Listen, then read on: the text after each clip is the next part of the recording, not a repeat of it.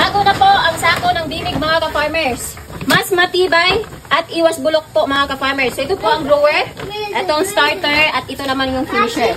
So sa sako po mga ka-farmers, makikita natin ang feeding guide. So katulad nito starter, 61 to 90 days from birth mga ka-farmers ang pagbibigay natin ng starter. Dito naman grower, ayan, 91 to 120 days.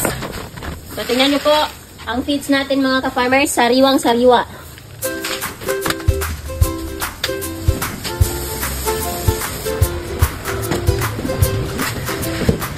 Ito po ang pinapakain natin ng grower mga ka-farmers. Tingnan nyo po, ang harvest na po ang size nila pero hindi pa rin po ito nakakaubos ng target nila na grower. Ayan. So, kita ang laki pag tuloy-tuloy ang bimig premium.